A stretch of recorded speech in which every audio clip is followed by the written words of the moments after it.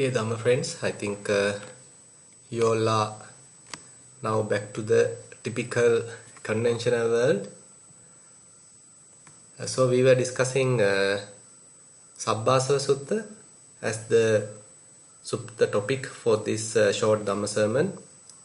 And Sabbasava Sutta actually we started last time, basically available in Majjhima Nikaya, dealing with taints. Basically, Buddha explains various levels of defilements operating in our mind, and certain defilements are easy to recognize and certain are difficult to recognize. And sometimes they can be only recognized when they are coming to the surface of the mind. And there are certain others which we can't recognize because they are very much like hidden. They are latent. So therefore, dealing with defilements is one interesting subject coming under the various aspects of Dhamma. And without really recognizing one's defilements, one cannot purify one's mind. So in this Sabbasava Sutta, Buddha directly make a statement, Janato bhikkhave passato asavanang khayang vadami, no ajanato no apassato. Where Buddha mentions that only for the person who can see, who can recognize the taints, to him that I can say the purification is possible. The removing of taints is possible. So therefore we can understand that recognizing one's defilement is a crucial aspect of Dhamma. So knowing that at this very moment, okay, the mind is lustful. At this very moment, the mind is resentful. Or at this moment, the mind is going through a jealousy. Mind is going through sort of entanglement, confusion. At the moment, mind is sort of filled with loving kindness. At the moment, the mind is filling with, say, faith. So likewise, we should be able to come back to ourselves and look at the mind. So at that time, if we are able to recognize whatever the form, it may be a positive or wholesome thought, or it may be an unwholesome thought. So this is a kind of a self-revelation. This is a kind of a recognition that we can do by carefully observing our mind. So as you all know, immediately looking at the mind is difficult because these thoughts are very subtle and they may be happening one after the other in a very rapid succession. So on such situation, it is difficult to recognize thoughts. So one has to develop mindfulness starting with Kayanupassana. So that is in a way an easy approach where we can start looking at the body so that we can directly recognize various bodily movements, various bodily phenomena, and in a way it contributes to develop mindfulness, and it contributes to develop the concentration, and again it helps to develop wisdom. So as we are developing mindfulness using body, then it may further enhance and we may be even able to develop mindfulness using various feelings. And as we move forward, we may be able to recognize the mind as well. It happens automatically. Where our mindfulness improves, it's gradually we are in a position to recognize various bodily phenomena, maybe various bodily processes, and able to recognize various anatomical parts of the body. So likewise, in many different ways, Buddha asks us to develop mindfulness using the body. As I said, it improves our mindfulness and the clarity of the mind, and again the understanding about the body.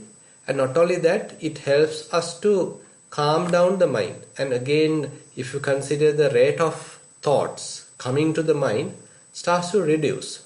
Say for example, when you start your meditation, say several years ago or several months ago, assume that your mind had 100 thoughts per minute, because thoughts are very rapid. But after a while, after continuous practice, it may reduce to say 60 thoughts per minute. So that indicates one almost like one thought per second. But later it may be 30 thoughts per 1 minute. It may be 20 thoughts per 1 minute. It may be 10 thoughts per 1 minute. So that indicates slowly our rate of thoughts or the frequency of thoughts starts to diminish. So ultimately there could be a possibility that you may encounter total calmness in the mind, total quietude in the mind. So it may happen, say, while in Anapanasati, it may happen while you are engaged with rising and falling, or it can even happen while you are in walking session. So you are paying close attention to each and every step while walking, and if you notice, probably your mind has now calmed down. There is no inner chatter. So it's a very interesting experience where you are able to calm down the mind and again relax the mind. It's very much like you have reduced your burden, and now the clarity of mind has fairly improved. On such situation, actually we have some extent to we have some control to some extent to our mind. Previously, our thoughts are simply taking us for a ride and we have no control at all. So basically the craving and various defilements are dominating the mind. But right now we may be able to recognize various thoughts appearing in the mind. So on such context we can look into Sabbasava Sutta, where Buddha is telling us that we should clearly recognize all these various stains. Only for such person it is possible to dilute these stains or to ultimately eradicate, uproot these stains. So knowing, seeing these stains is crucial. It's extremely important. So Buddha talks about three main taints: Kamasava, Bhavasava, Avijjasava. Kamasava is the sensual desire, sensual lust towards the body, towards the outside content. And then Bhavasava is a desire to exist, to continue. And Avijjasava is a taint related to the ignorance.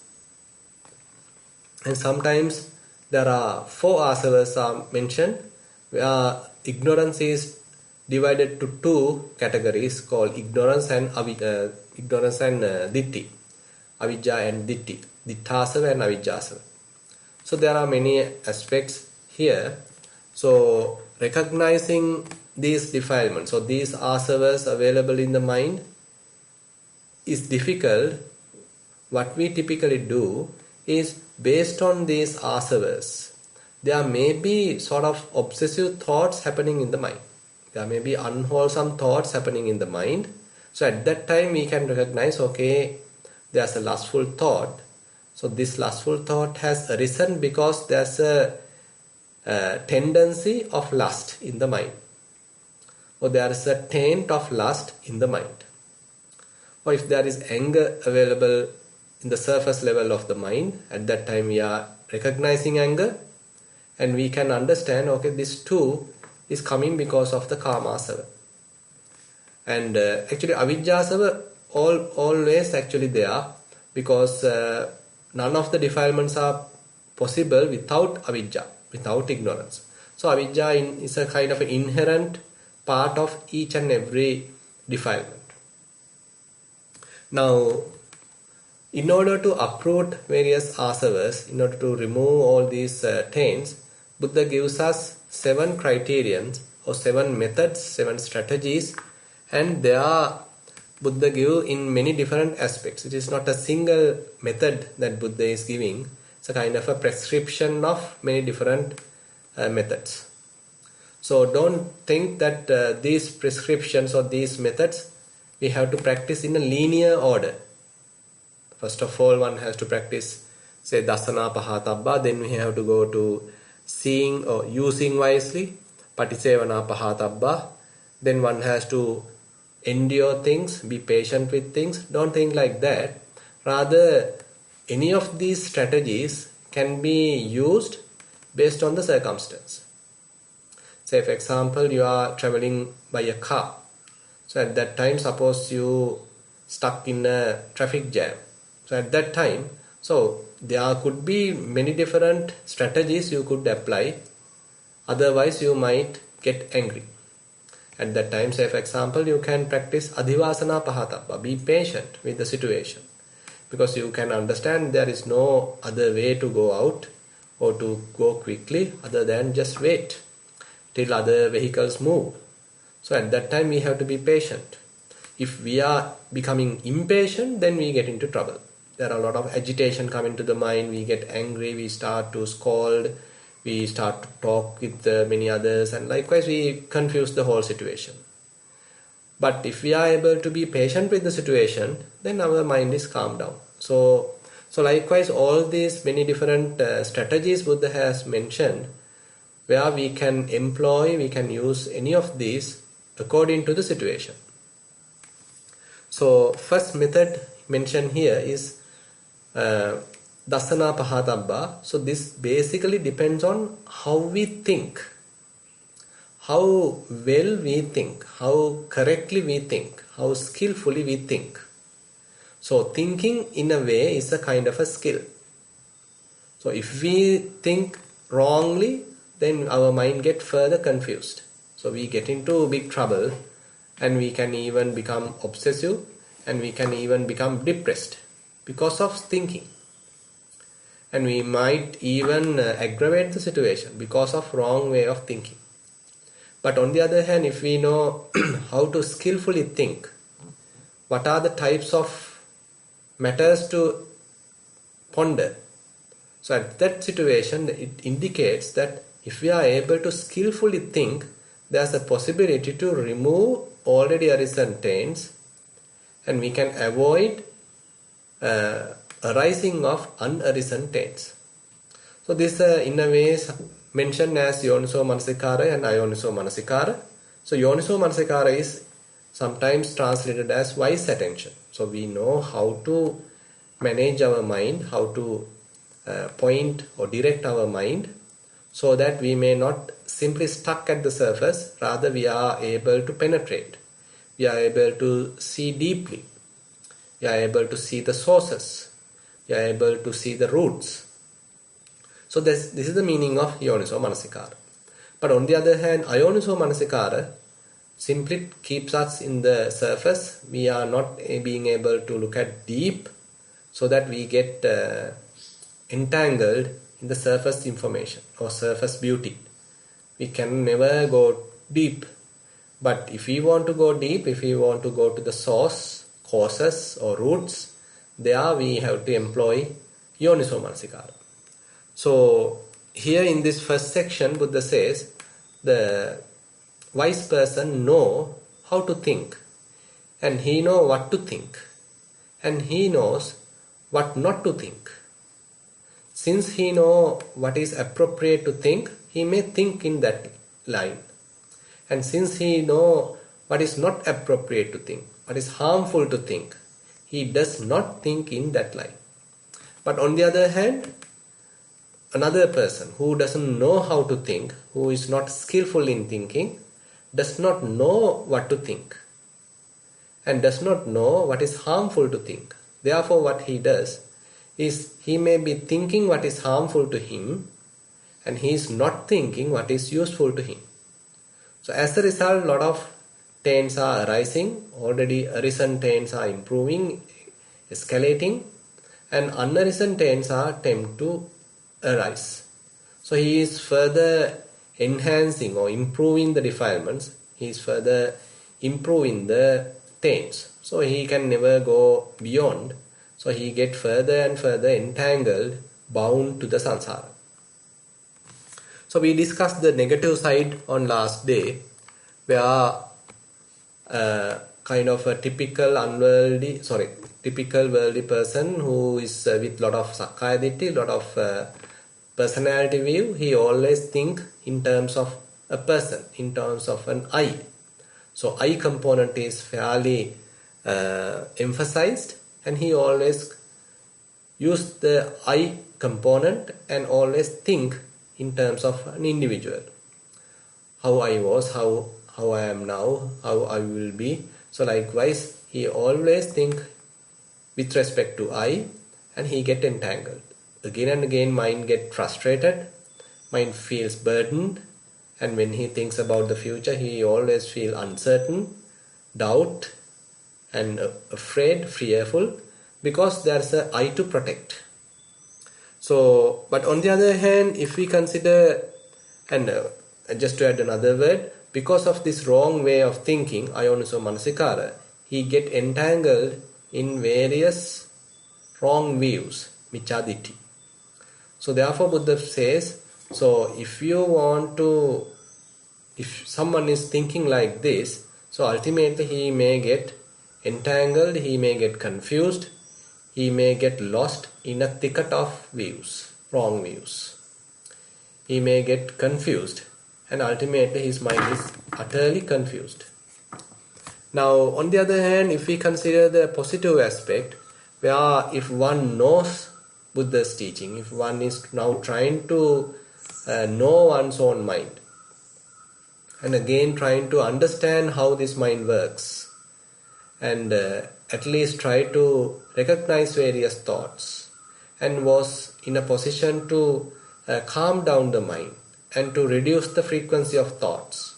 Now he can recognize one thought after the other very clearly, and he might even be able to recognize various gaps between thoughts so that he can clearly recognize various thoughts, how a thought arises and how a thought disappears. So likewise now fair amount of clarity of mind is available for him. Now on such a context, so he know how to think and what is suitable to think. And again he knows what is not appropriate to think. And on the other hand, even if one doesn't have such clarity of mind, even if he believes Buddha's teaching, and even if he know how at least to what is useful to think and what is harmful to think, then he can actually think what is useful and avoid thinking what is harmful. Say for example, if you get angry, suppose you are not a meditator, you are not a practitioner, but anyway you get angry, and suppose you heard from someone or you read in a book that for this anger, rather than allowing it to further grow in your mind, it is better to do some loving kindness meditation, metta meditation. So you have heard this. So since you don't know much about mindfulness or you don't know much other technique, suppose once you are angry, suppose you take metta meditation. So you are now cultivating the mind, you are directing the mind towards the metta, loving kindness. So as a result, now the recent anger may calm down, may disappear, because now you have employed an opposite aspect of the hate, that is the loving kindness. So this, in a way, we can say that you know how skillfully to handle your mind. You know what is harmful, that is hatred is harmful. So you are not cultivating it, you are not promoting it, so that you don't think in that line. But on the other hand, you know what is useful to think and what is useful to think in order to avoid this hatred, this anger. So that is, say, loving kindness. So you may be thinking something good about this person, but something he did in the past to your friend or to your children or to your whoever, so that they get benefited, even though currently he is behaving in a different way, but he may be a good person some time back. So likewise, you are now thinking something good about this person, and in that way you are able to calm down your mind. You are able to calm down your anger. Now anger has disappeared. Now this way we can see, even not in the meditation but in the typical terms, if we know how to manage our mind, how to think effectively, think usefully, and this way we can calm down the mind. So what is the benefit is that already arisen anger has disappeared, and already arisen whatever the defilement may disappear, and unarisen defilements may not arise, because you know how to skillfully think. So likewise, if we know what is useful to think, and if we know what is harmful to think, then we can avoid what is harmful, and we can use what is beneficial.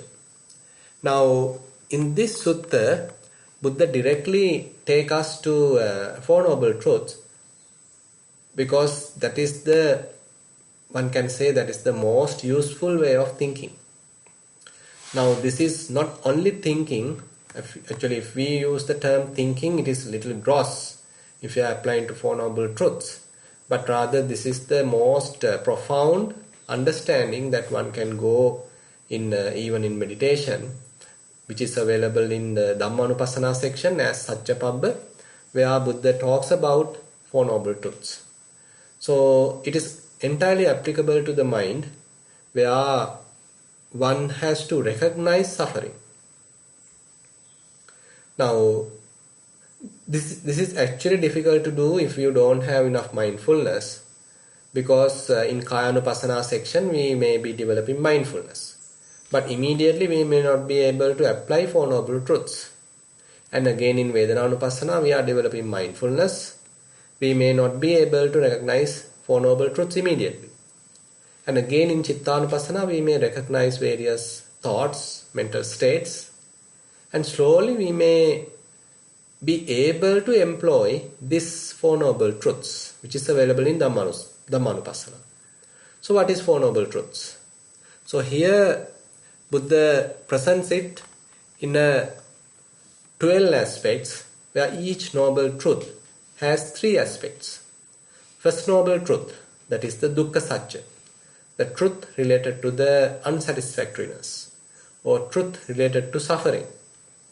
So typically our attitude towards suffering is to immediately get rid of it. If there is a pain, we want to get rid of it. If there is any kind of a frustration in the mind, we immediately want to get out of it. If there is any person who is coming on your way and you feel unhappy, so immediately you want to get rid of him. So this is the typical mindset we have. We want to jump, or we want to run away from suffering. We don't like suffering. But in the First Noble Truth, Buddha requests us to understand the suffering. Rather than trying to run away from it, Buddha requests us to look at it deeply. Try to understand, try to recognize. And this is in a way kind of a brave activity, where you are not now fleeing away from suffering. Rather, you are now trying to bravely recognize suffering. You are now trying to fully understand suffering. Now this requires a fair amount of courage. And again, some patience. Because if you are extremely impatient, you can't endure suffering. You may immediately get upset, and you may immediately go and try to change the posture, or you are running away. So likewise, because you are impatient. But on the other hand, if you are patiently enduring the situation and you are patiently now looking at the mind, probably you can recognize the real suffering. Say for example, there is a bodily pain. At that time, the bodily pain is one aspect, but on the other hand, there may be a lot of resistance coming from your mind, refusing this pain. And you may include the term I to this process. Why is it happened to me? I am the one suffering. I am the one only going through this problem. All others are free from suffering. I am the one suffering. Why poor me? So likewise, you are imposing, you are including a self, you are imposing an individual, a person into the picture. So that makes the situation more worse than the real situation. You are adding more and more suffering to the picture because you have invited an individual. You have included an I to the picture. But First Noble Truth requests us to see the suffering objectively. Rather than including I, how can I look at suffering as suffering? Now this is impossible to do unless you have practiced mindfulness, because in practicing mindfulness you can recognize what is the object and what is the observing mind. Say for example, while walking, your foot is touching the ground and there you can recognize the touching sensation.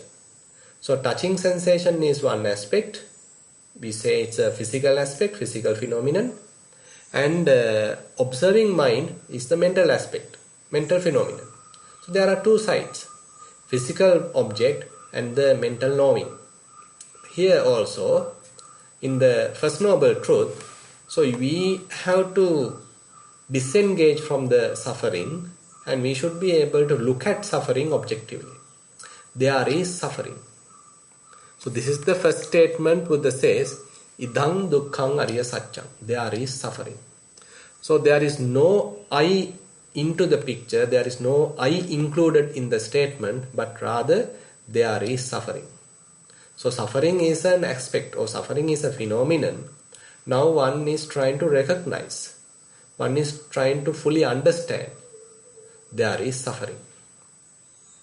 Suppose there is a physical pain, so rather than you are adding a mental pain onto it, you recognize physical pain as physical pain, objectively.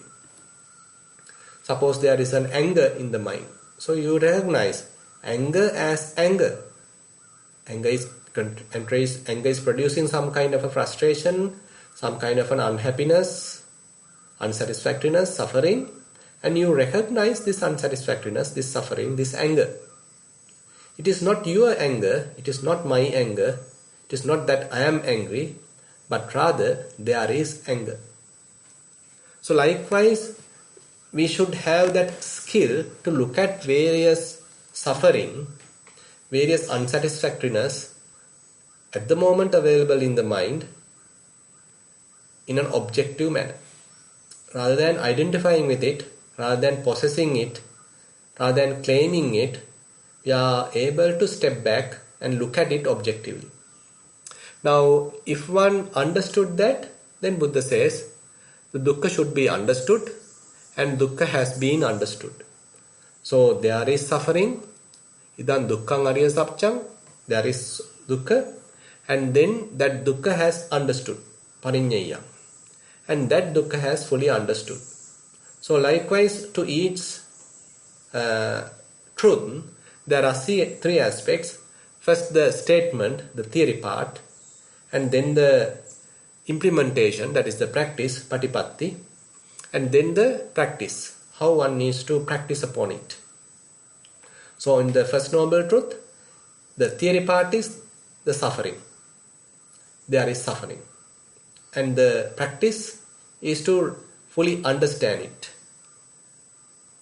And the result is that you have understood it.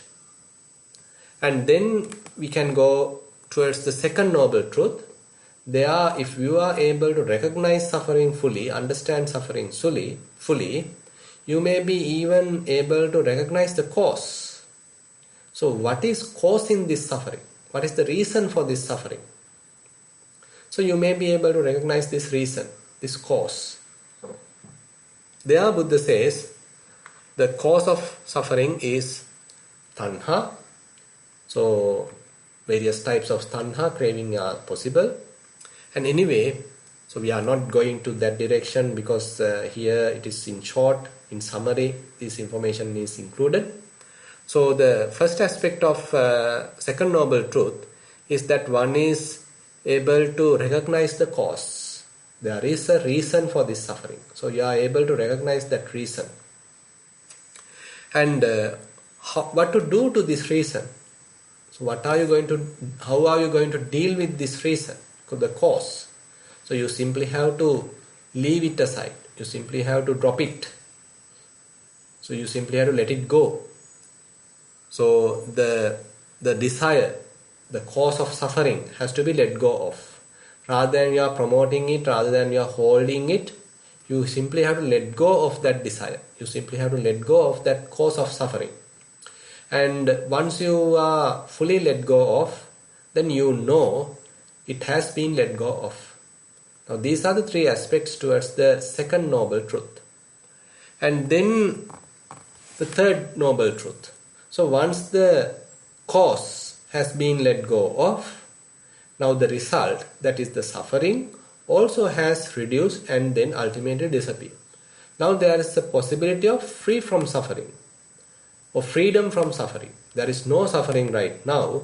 The suffering or the already arisen suffering has completely ceased. Suffering has disappeared. As a result, there is a kind of a peace. There's a kind of a calming down. There's a kind of a happiness. Peace is available, and Buddha says one should realize this peace. So there is the cessation of dukkha.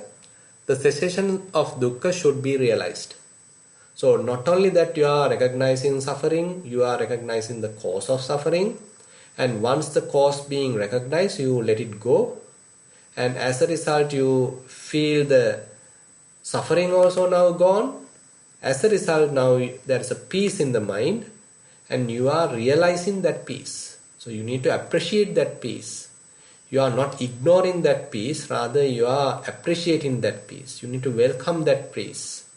You are recognizing that peace. And therefore the three aspects to third noble truth is that one is able to recognize this peace in the mind or the cessation of suffering, and one has recognized it, one has realized it, and one should be realized it, and as a result one has realized it. So these are the three aspects. So now this recipe has to be practiced again and again. So it is not that you recognize a suffering once and then you recognize its cause and then you let it go, and as a result you are realizing the cessation of suffering just once. It is not enough. Again and again, 1001 times, you have to again and again apply these Four Noble Truths, and as a result you need to practice it. So this whole practice becomes the fourth noble truth. So that is the Dukkha Nirodha Gamini Patipada. There is a methodology, there is a practice, there is a method to continuously maintain peace in the mind.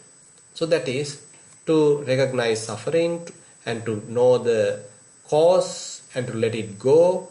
And once you feel the peace, you have to appreciate it and you have to be with it. So likewise, again and again, this recipe has to be practiced. This recipe has to be practically practiced in your mind.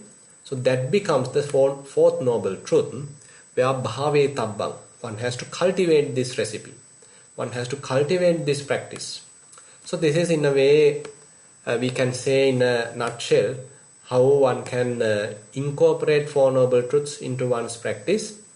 And Buddha says if one is developing like this, and one is able to recognize various defilements and apply these Four Noble Truths, then one may be able to remove Sakkaya Ditthi, that is the personality view, and one is able to remove doubt, Vicikiccha, and one can eliminate various rituals which one understand it is not useful. Because previously you might have thought that various rituals, various what you call rules and observances may be useful for a freedom of mind, but as a result of practicing Satipatthana and these Four Noble Truths, that you may understand it's a very much like a pure Patipada, a practice, so that alone makes the mind free. So you may drop various beliefs, other wrong beliefs, wrong practices, observances, and as a result Buddha says there are three fetters would be removed or eliminated from the mind. So with that I like to conclude today's short Dhamma sermon. And if you have any questions related to today's sermon, or if you have questions, reports related to your practice, now I can open the session.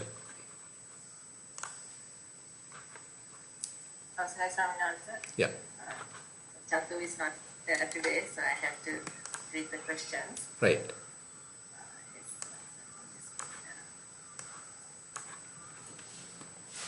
We have 5 questions. Yeah. Question number 1 is a general question. Dear Venerable Bhante, can you please explain in Sabbasava Sutta, is Sakkaya Ditti, unwise attention, leading to Miccha Ditti, wrong view. Have I understood correctly these two Pali words? Yeah. Does this all arise due to self-view? I was also not clear about the 6 components of wrong view. Probably you might explain these again today. If so, please ignore my question. Much merit still. Yeah, 6 components of wrong view. Yeah, actually, I need to go back to the last week's session. Now, say for example, we are introduced a self to the picture from our childhood. Say for example, as kids, from our first few years, say first, second, age second, age third, like that. So we didn't have much kind of a self view, and we are able to play with others, and we simply laugh with others. So it's a kind of a beautiful life in a way. But later we go to the school and we learn from our parents, and slowly we include a personality view. We recognize ourselves as an individual. I am so and so. I am a boy. I am a girl. I am this. I am that. So I am given a particular name. So likewise, this is my house. This is my father. This is my mother. So likewise, now we are sort of complicating the picture, and we call it as learning. So in a way, we are slowly polluting the mind in a way. So we are sort of confusing the mind, polluting the mind, and we are incorporating so much of perceptions, lot of signs, languages, and everything to the picture. Now,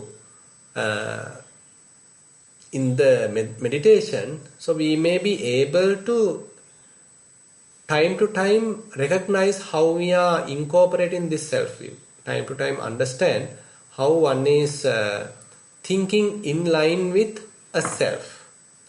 And at that each time, you may feel unhappy. You may feel frustrated. You may feel uncertain. Because whenever there is a self-view, there is a kind of a frustration. There is some sort of an unhappiness available in the mind. Now, in the Sabbasava Sutta, so Buddha says, when you are thinking in terms of I, thinking that there is an I at the present, and how this I came to the picture. How was I in the past? How I will be in the future. So you have a strong I component, or strong I in the thought pattern, in the thought process, and now you want to protect this I, and you think there is this I was available in the past as well. I existed in the past, and I am in the present, and I will be in the future. So always there is an I, personality view, and you may be thinking in that line. So that is what, say I'll share again the screen. So this is what Buddha mentioned. So related to the past, one can think in many different ways. Always there is an I. And again, related to the future, one is thinking, including or attributing to a person, to a I. And again, in the present, you are thinking in terms of I. Am I existing? Am I not? How am I? What am I? So likewise, you are thinking. So Buddha says, if one think in like this, one may get confused, and one's mind may ultimately sort of conditioned to many different types of wrong views. So there Buddha explains, self exists for me. So there is a kind of a self. Always there is a self, there is an I, there is an individual, and more you think it, more and more that way of thinking become solid, or that become engraved to the mind. So that way of thinking become sort of a fixed view in the mind. So you are sort of end up with some kind of a fixation in the mind. So they are in how you thought may define how you get fixated. Now, one kind of wrong view, Buddha say, is there is a self existing for me. So you may sort of now thinking there is a self, and that self has existed in the past and also available in the present and may exist in the future. So this is a kind of a self view. It's a kind of a atta ditti. There's a self, atma, and no self exists for me. And there may be the opposite.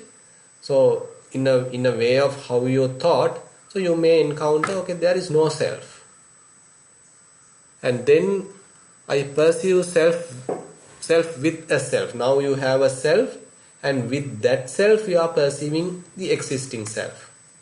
And then I perceive not self with a self. And sometimes you may feel there is no self, but there is a lasting self, existing self. With that you are time to time observing non-self. And I perceive self with not self. So these are various combinations.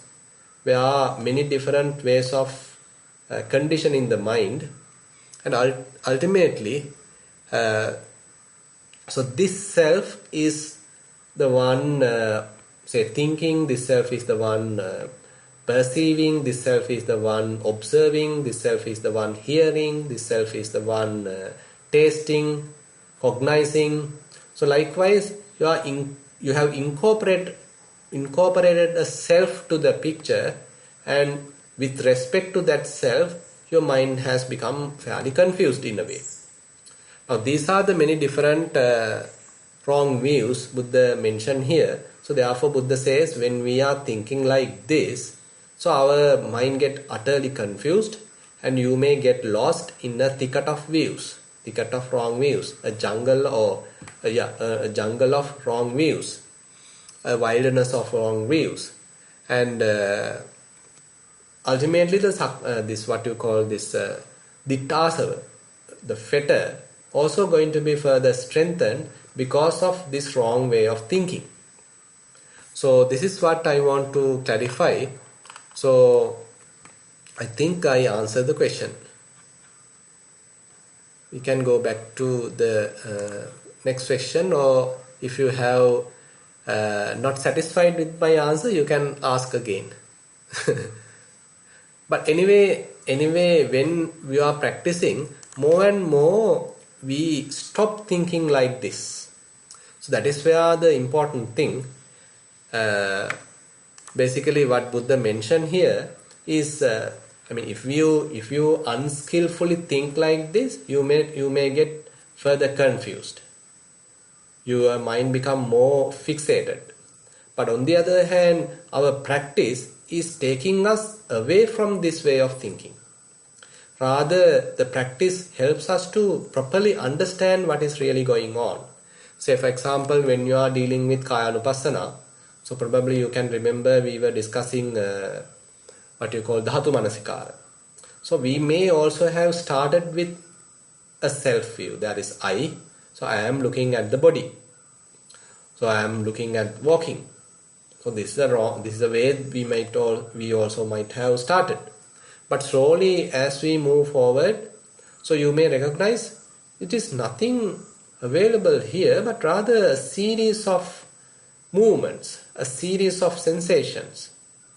Constantly there are various sensations coming and going. Various types of element characteristics appear and disappear. Nothing else.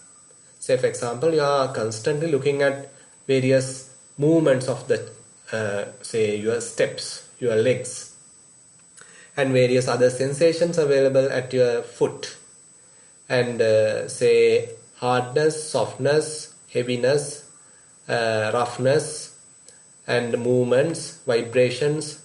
So likewise, more and more when you are looking at this objectivity, more and more you will understand it is nothing but a series of element characteristics.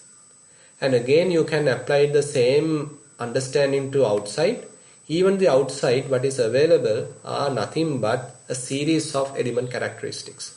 So there slowly this self-view is diluted, and because you can't recognize a self, you can't recognize an individual here, Rather, a series of element characteristics are always manifesting due to various causes. So likewise, slowly the self-view, the satta sanya, puggala sanya, the thinking that there is a person, thinking that there is a self, thinking that there is an individual, thinking that there is an I. So that wrong view going to be slowly diluted, slowly removed, and later you can recognize even though this is kind of an insight is possible, time to time still you are creating a self. Say for example, you are going in front of a mirror. So at that time you see the image of the body. There you immediately attribute, oh, this is I. So I am beautiful, I am now old. So likewise you are again kind of a self-view is arising. So you may understand it is not that constantly you are creating a self, but rather time to time you are creating a self. So there you recognize it is not a available self that you are talking, but rather it is a created self. Time to time created self. Time to time manipulated self. Manifested self that you are talking. It is not a constant self. It is not an unchanging self. But rather it is a mind-created self, mind-made self that we are trying to protect. So likewise, various insights are possible along with the path. So therefore Buddha talks many different aspects about this whole process, and we'll take some other suttas how Buddha is sort of giving us various methods to overcome this wrong view. And I think we can now move towards the other question.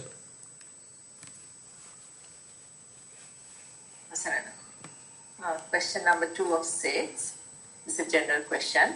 Dear Bhante, thank you so much for the simple but profound explanations of Sutta linking to the practice of mindfulness.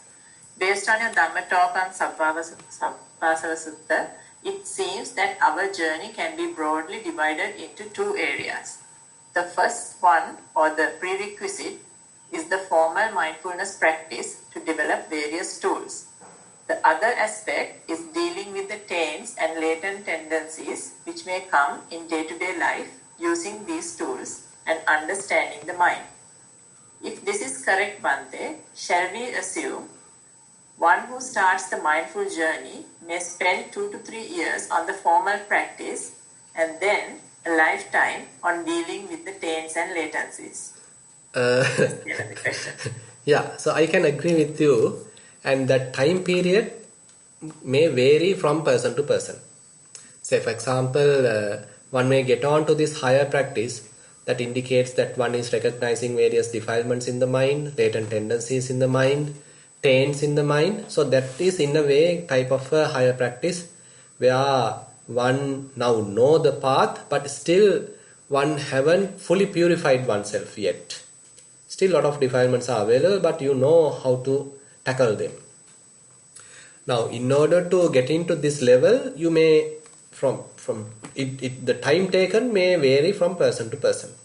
One may do continuous practice for 1 year, and now he is fairly confident that he can now handle it, and now he is constantly looking at his mind, even in other daily activities, and now he is able to recognize various defilements, and he honestly sort of trying to remove them or to overcome them.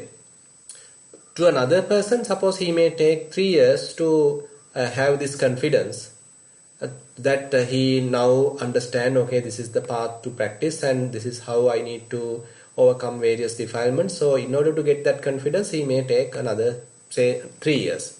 So likewise, the initial practice, as you said, is the development of the mindfulness, or rather the establishment of the mindfulness, and then the development of various insights. So that is the second stage. And ultimately the third stage is the practice of Noble Eightfold Path. So there you already have fairly, to some extent, you have understood the path. You know what to do, but yet it is not completed. So you have to further enhance your practice, further improve mindfulness and wisdom in order to fully overcome various defilements. So therefore I can agree with your statement. Question number 3 of 6. This is a sitting practice question.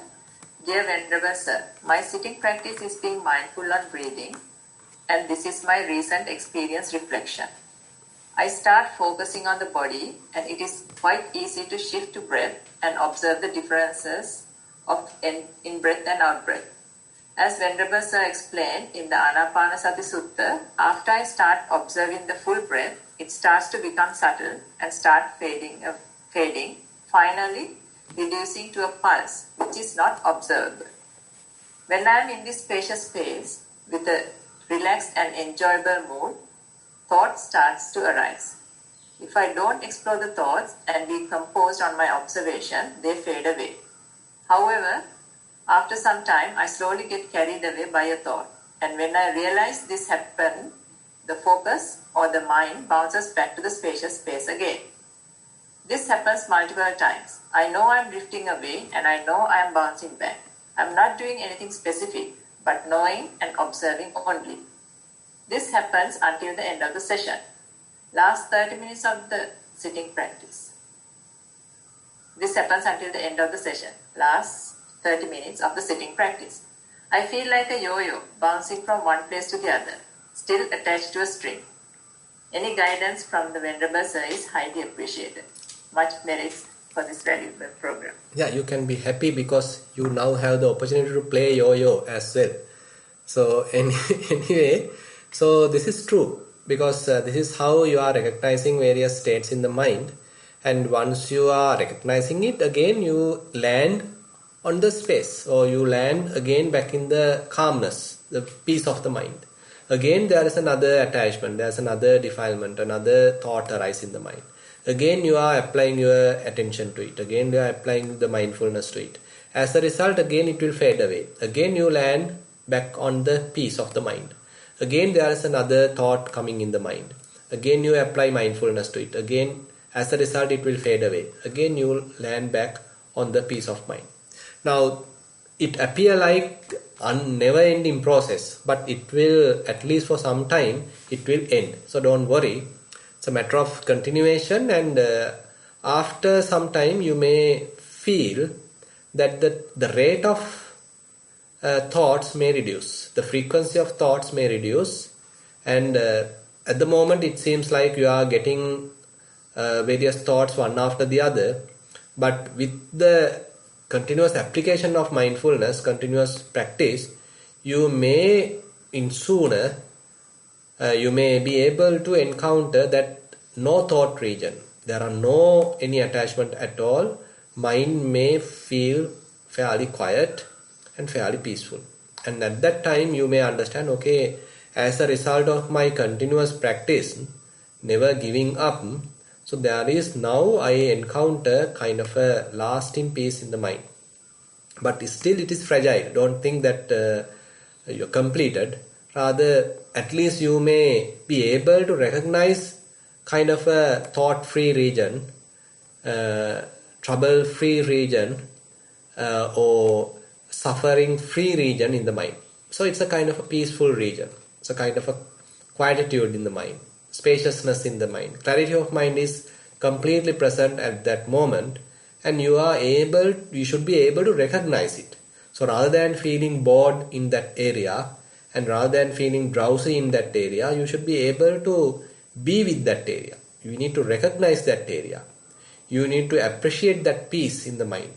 So therefore, you please continue your practice. You may be able to get on to, or land on to that peace of mind in say with some time. Yeah.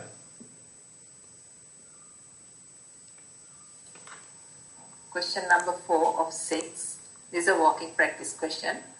Dear Bhante, during my walking practice, after 15 to 20 minutes, when the mind is following the walking process without any effort and in a relaxed state, I start hearing a continuous high-pitched metallic sound in the background.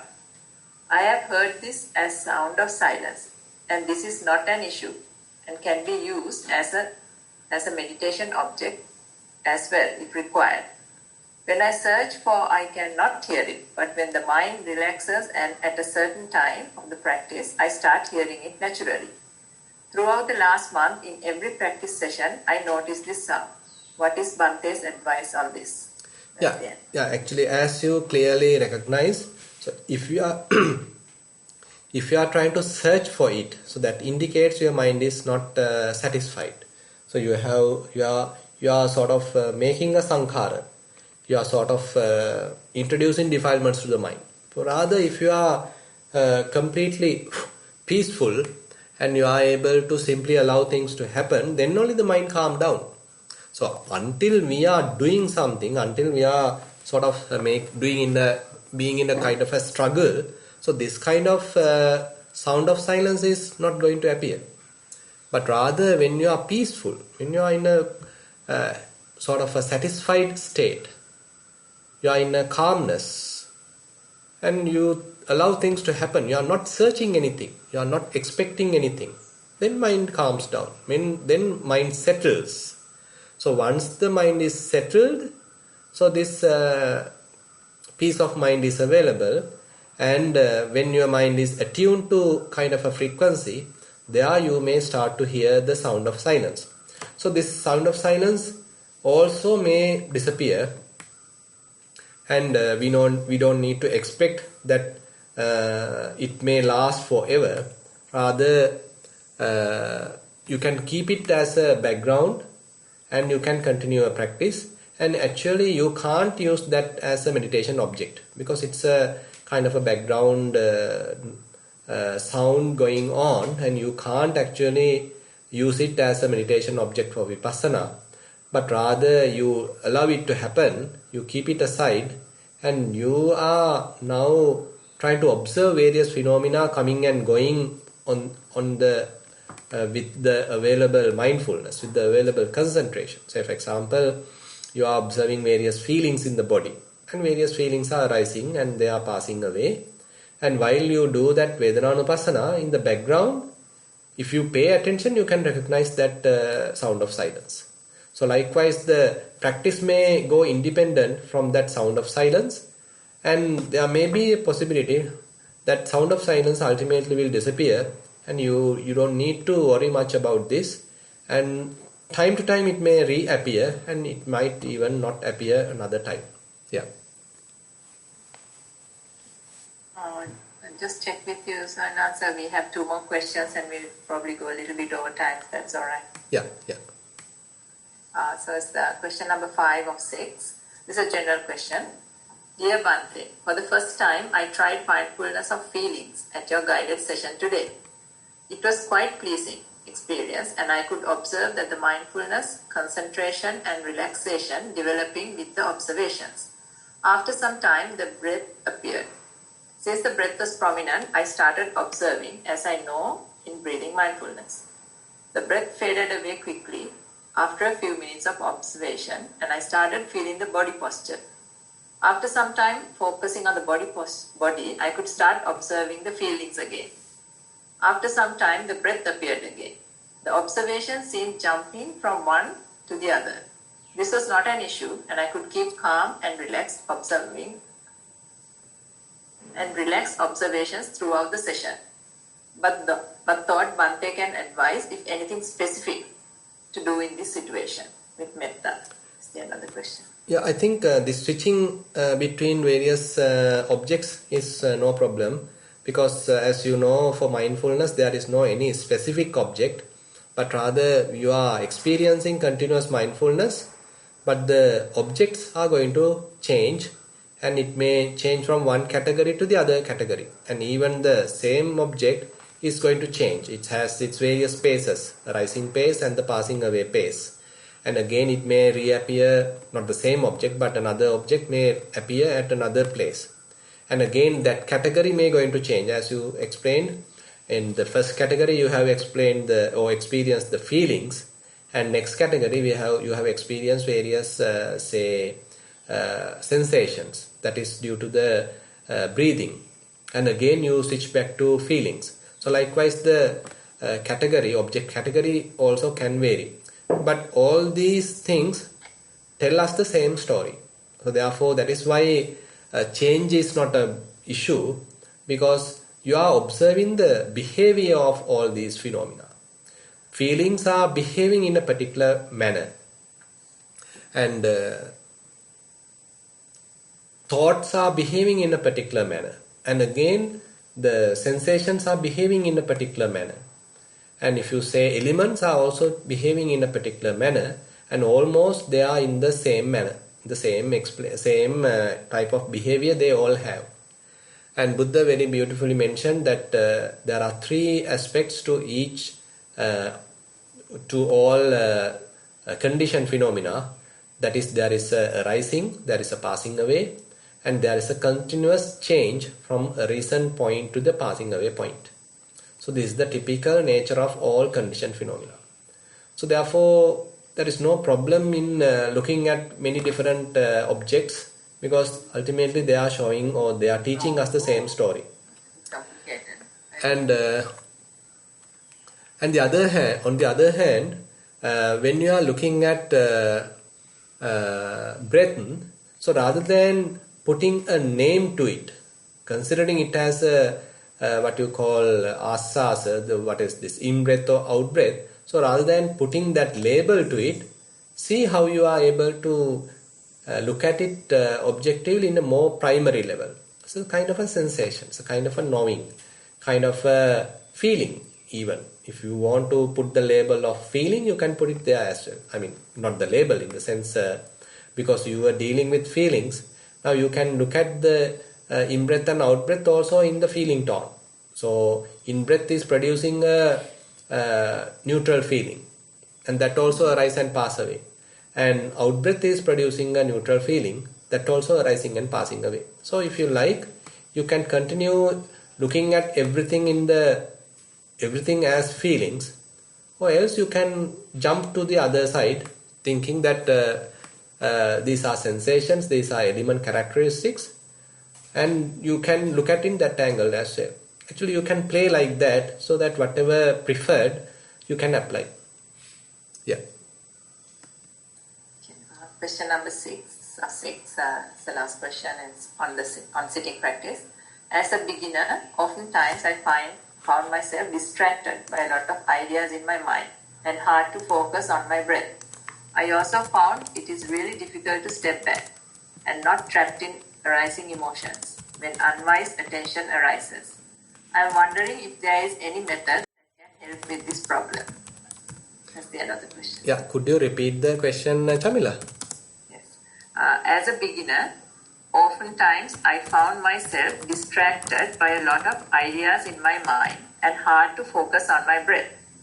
I also found it is really difficult to step back and not trapped in arising emotions when unwise attention arises. I am wondering if there is any method that can help with this problem. Yeah, actually, it is difficult to immediately address emotions unless you develop fair amount of mindfulness using Kayanupassana. Because if we are trying to answer emotions directly by looking at them, it is getting, as you said, you may get further strengthen the emotion, you get caught up with this emotion. But on the other hand, if you develop fair amount of mindfulness using Kayanupassana, say using breathing practice, using walking, say rising and falling, you're using whatever the technique that which is applicable to you, and that way you are strengthening mindfulness. That way you recognize various thoughts.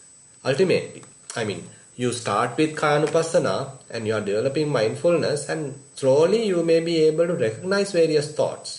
On such situation, you understand, I mean, those thoughts come and go, and you are not always responsible for these thoughts, and they are merely visitors. If you like, you can keep them, you can feed them, but if you don't, you can simply allow them to go. So there you have a better chance to look at emotions. So because you have already established mindfulness, you know how to deal with various thoughts. Now suppose there are emotions going to happen. Actually, emotions are also not immediately happening. Mostly there are various signs, or what we call perceptions, various marks going to happen in the mind, and then little thoughts, short thoughts going to happen, and various feelings going to happen. Now we start to feed them. Now we are start to add to them, and now we are constructing on top of them. Now it is developing to emotional level. Now it's sort of overwhelming emotion.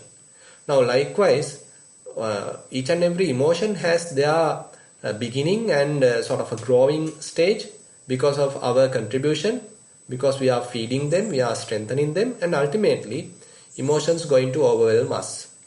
So in order to handle it, we should be able to recognize at their early stages. Then we can understand it. Then you can understand, okay, I am getting angry, I am getting sort of emotional, I am getting say sorrowful, I am feeling bad, I am feeling depressed. So likewise, you feel how it is gradually happening, because you have a better mindfulness already available in the mind, and you are able to understand from its early stages, from its inception.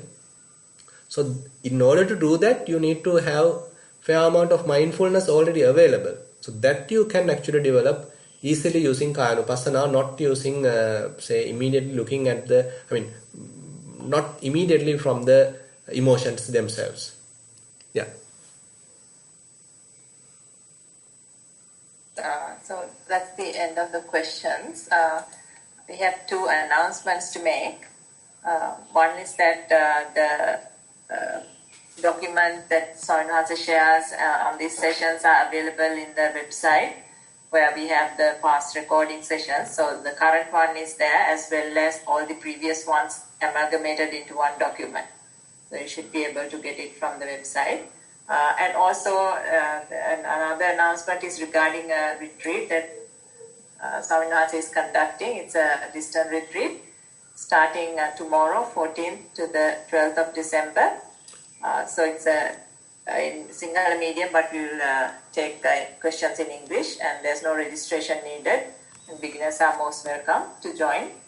So in the chat window, Suranga, can you post the Zoom link for everyone to join, how to join it? And Swaminatha, do you want to mention anything about that? Or just... No, actually it starts on tomorrow. In Sri Lanka's time, you may get the precepts and brief introduction to the practice from Venerable Dhammakusala at around 9:20 am, and then at 1 pm we have the question and answer session, and at 4:30 pm we have the Dhamma sermon. So it will last till 18th, that is the Friday. Yeah. Thank you, Bhante. Yeah. So we've come to the end of the session, and I'd like to thank Swaminatha for spending his valuable time coming and doing these sessions for us. I think we have a lot of questions today, as we normally do, and I'd like to thank everyone for joining. And a quick question. There's a question saying whether we can have a retreat during Christmas break, but I think we already have the distance retreats. Suranga would like to mention, Swaminatha, would you like to say anything about that? So, yeah, I think Suranga and others are preparing a retreat from that days. Starting from 23rd, they have Sydney retreat, and I think Canberra retreat. I think Suranga can make a notice about that. Yeah, we will send a mail again with all these details on answer. So, Yeah. Tatu mentioned some time back about these two retreats, 5-day Sydney retreat and 5-day Canberra retreat, starting from 23rd and going till 2nd January. So we will send mail to everyone with all the details again. So anybody can join online, and we will have the Zoom link and how to connect and all the information in those emails. Yeah. So just mention specifically the Canberra one is done by Swaminatha, and it will be conducted in English. So, and it has the Q&A session and as well as the Dhamma talk. So, which share the links around when we finalize the program. I think they are still finalizing the sessions and the times. So that will be sent around. So I would like to thank Bhante again Thero Saranai, Sabbasava. තෙරුවන් සරණයි සුඛී හෝතු.